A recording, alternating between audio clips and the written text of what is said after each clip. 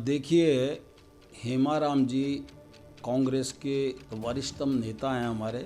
उन्होंने अपनी जन समस्याओं को क्षेत्र की लेकर के कई बार सरकार में जो भी उच्च स्तर पर संपर्क करने का प्रयास किया। उन्होंने विधानसभा में भी मुद्दों को उठाने का प्रयास किया, उनको सफलता नहीं मिली। मजबूर होकर के उन्होंने ये त्यागपत्र जैसा बिना इच्छा का निर्णय लिया। देखिए, हेमाराम जी कांग्रेस के वरिष्ठतम नेता हैं हमारे, और वो विधानसभा में विपक्ष के नेता भी रहे हैं, मंत्री भी रहे हैं, कई बार विधायक रहे हैं, और उनको सब लोग सम्मान और आदर की दृष्टि से देखते हैं।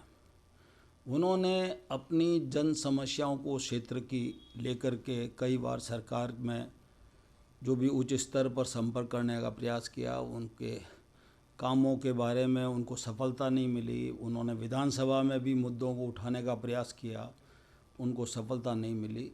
तो मजबूर होकर के उन्होंने ये त्यागपत्र जैसा बिना इच्छा का निर्णय लिया, और उसके बाद में उनके इस्तीफे से बहुत बड़ा झटका कांग्रेस को लगा है, और कांग्रेस को इसका भारी नुकसान हुआ है मारवाड़ में। मैंने आज हेमाराम जी से फ़ोन पर बात की। वो आज भी धरने पर बैठे हुए हैं गुड़ा मालानी में, और मैंने उनको कहा है कि आपकी भावनाओं के मैं साथ हूँ। मैंने आपको फ़ोन इसीलिए किया है, और आपकी बात के समर्थन में मैं बात करूँगा। और उसके बाद में मैंने हमारे प्रदेश अध्यक्ष गोविंद डोटासरा जी से भी फ़ोन पर विस्तार से इस संदर्भ में बात की, और ये कहा कि अविलंब इस नुकसान नहीं बढ़े, उसकी जल्दी से जल्दी इस संदर्भ में आप निर्णय लें और इस मामले को निपटाएं। देखिए, मेरा बाड़मेर से ताल्लुक़ रहा है। मैं बाड़मेर का प्रभारी मिनिस्टर भी रहा हूँ और संगठन का प्रभारी भी रहा हूँ। जब मैं पायलट साहब के साथ उपाध्यक्ष था तब भी वहाँ का प्रभारी रहा, और मैं जब अशोक गहलोत जी की कैबिनेट में था तो अकाल की स्थितियाँ बहुत ख़राब थी बाड़मेर में। तब मुझे उन्होंने कहा था, चौधरी साहब आप जाके बाड़मेर को संभालो। तब भी मैं बाड़मेर का प्रभारी रहा था, और मैं वहाँ के बारे में पूर्णतया से परिचित हूँ। और हेमाराम जी से मेरे बहुत पुराने रिश्ते हैं, बहुत सीनियर व्यक्ति हैं, और इंदिरा कांग्रेस बनी जब से वो पहले फॉर्मेशन में वो कांग्रेस इंदिरा गांधी के साथ आने वाले नेताओं में शामिल हैं, और तब से मेरा उसके पहले से मेरा उनके साथ संबंध है।